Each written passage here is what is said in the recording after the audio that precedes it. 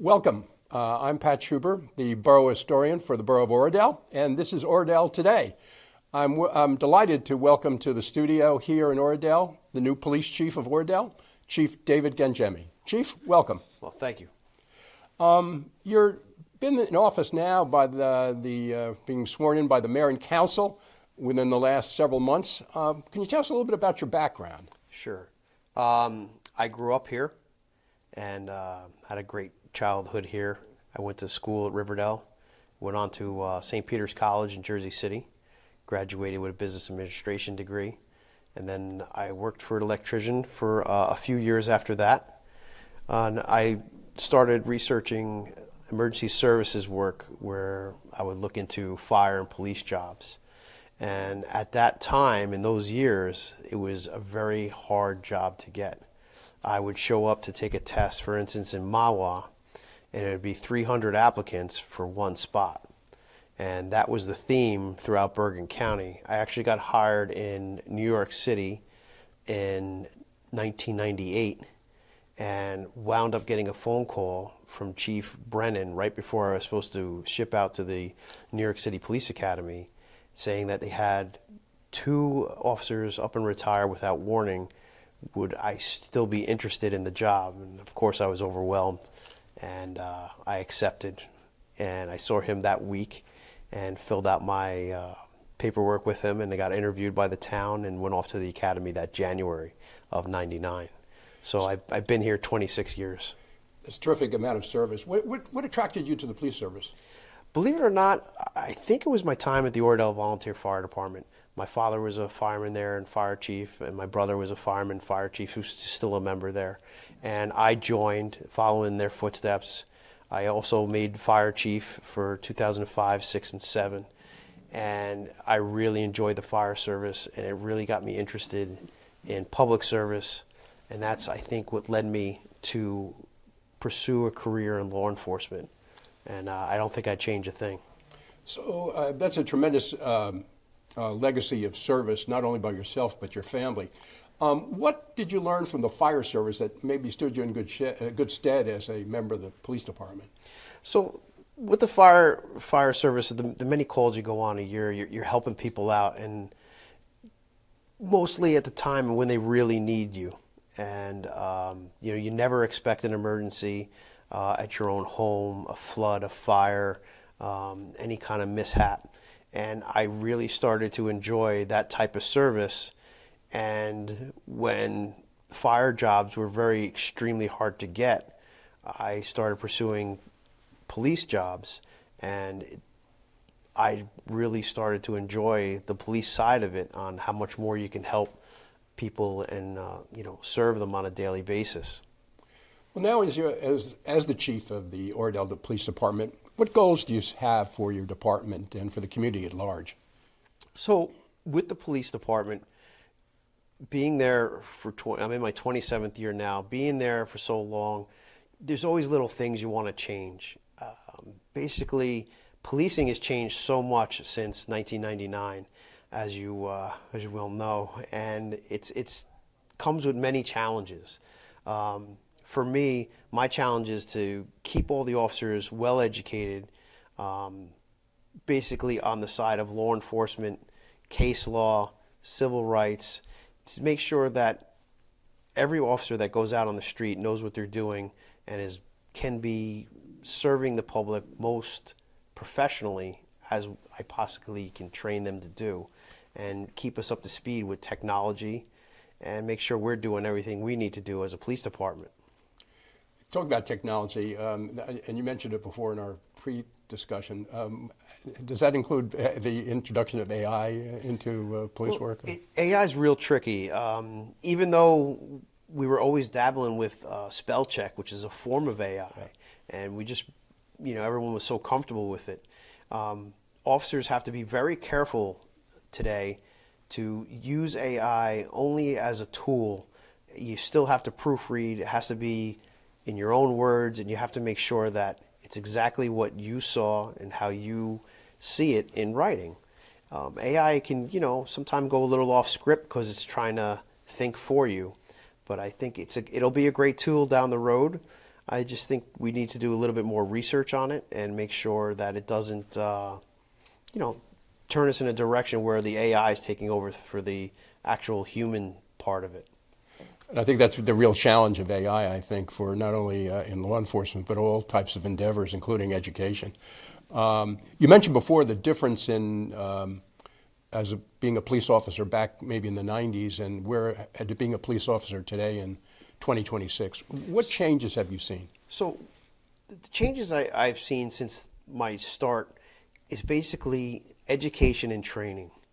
There's so much more that comes out from the state level, the county level, a little bit of the federal level, but the training we do more training nowadays than we've ever done in the past, where we do our 2 qualifications a year for our firearms, and we do a little case law and use of force, the normal everyday stuff.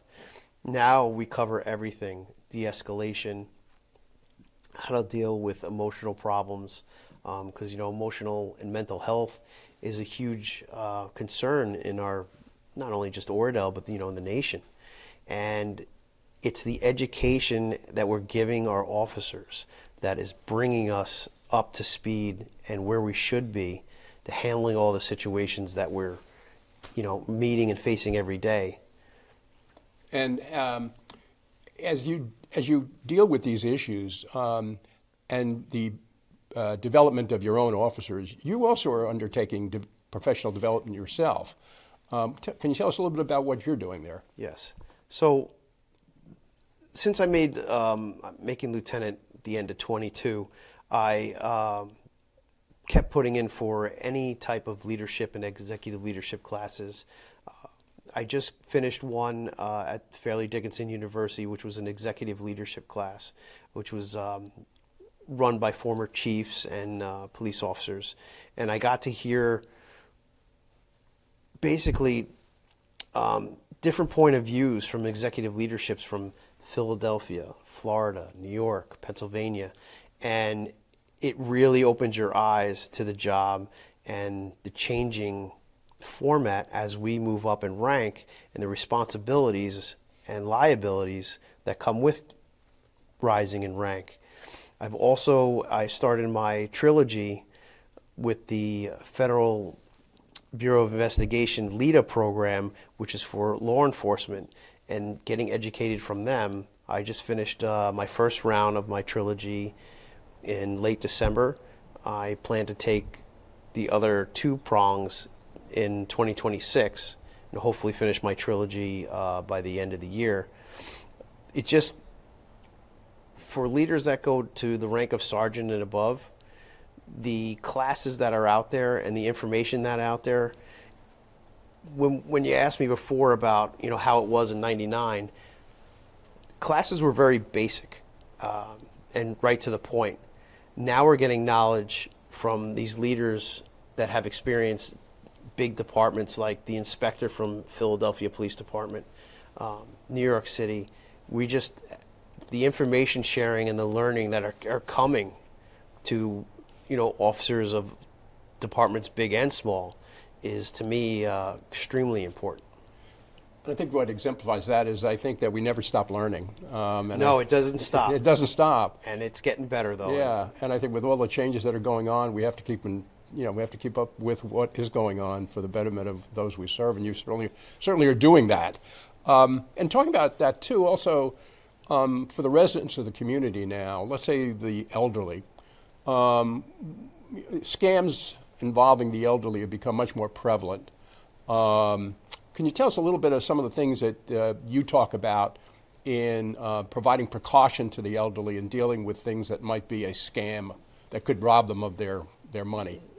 As you know, these people out there are targeting the elderly community because they feel that they can get one over on you a lot quicker than someone younger.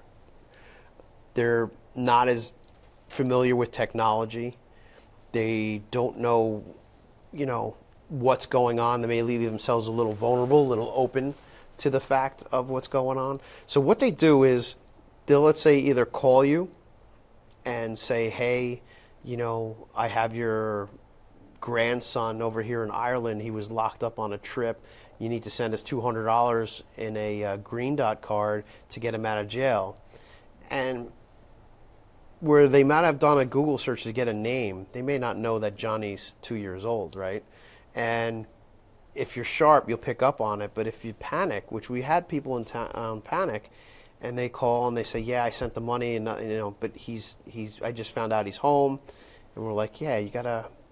So my best practice for anybody and friends of mine is that ask your family, ask the police department, check with the banks too, because you don't want to drain your bank account for something that you never heard of.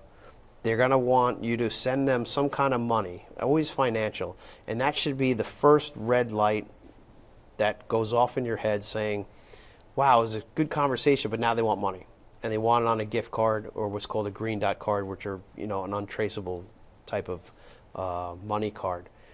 And it's basically, they want you to just send them money. So as soon as the conversation changes to go, hey, we need money for you, or you need to go to, let's say, Lowe's and buy us a bunch of Lowe's gift cards in, crazy amounts of money, $1,000 each, it should send red flags off. So my suggestion to the residents and the elderly is check with your family members. Check if everybody's okay. Do your research. Don't quick. These people they're on a phone, they're on the computer, and I would say check. Besides the issue of the scams that are aimed at the elderly, what other types of issues do you see that maybe we should talk to or make aware to the residents of Oradell about? Yeah. So for our residents, we have a lot of seasonal crime, and we see it where in the warmer months they're stealing cars, and they're going through cars. Always, Pat, every year we tell the residents, lock your vehicles. Yes, Oradell is a great, safe town to live in and to raise a family, but lock your vehicle. Don't take it for granted that no one's going to try to go into your vehicle. There's groups that come and go, and they pull on door handles of the cars. And if they see a briefcase on the front seat, and they'll try your door, lock your cars.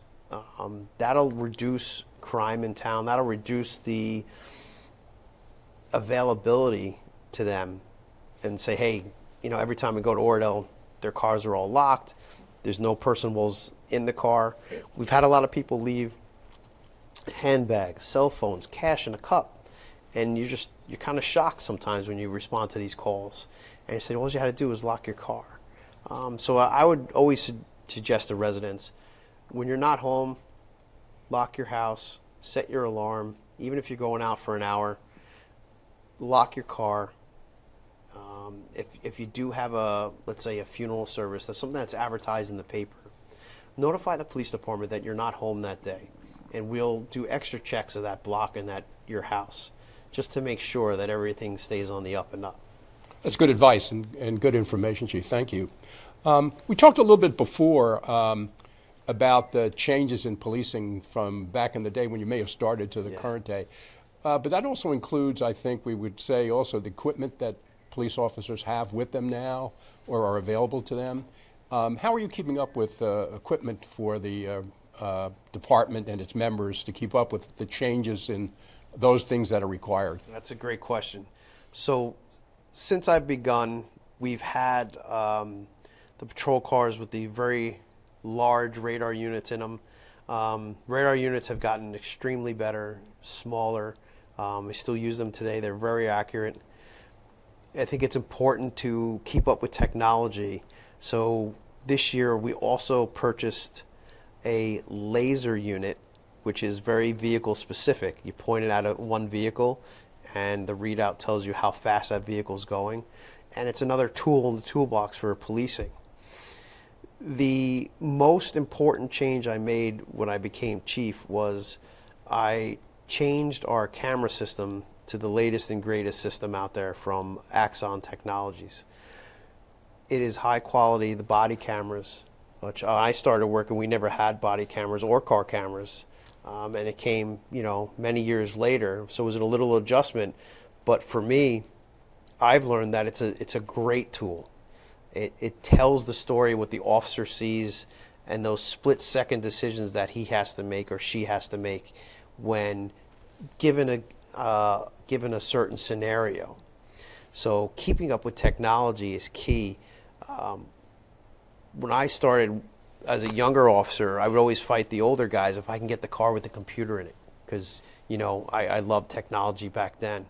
And today we have laptops in all the cars. Our forms are no longer paper, they're all digital. Everything's kept in the cloud, so we don't lose files anymore. And if there's ever a flood or a fire to this building, we can pop up somewhere else and keep on rolling. We don't lose anything. You may lose the property, but you don't lose the information that is stored in the cloud or in multiple locations. So technology is, to me, key to the officers and staying up with today's world. And you said before about AI, Axon has come out with a upgrade to the body-worn camera where it can detect language and translate that language. Also, it can dictate. Now, that being said, it still has to be proven, researched, and make sure that it's going to serve us in the best possible way. I think it's important about keeping up with technology and the importance of keeping up with the latest of those things that can help the members of the department do their job. And so the funding for this, I think some of it may come from drug confiscated funds. Is that true? Yes. So we have an officer on loan. He's working with the DEA, and they do a lot of drug raids and investigations. And when you have officers on loan with these federal departments, you share the seizures.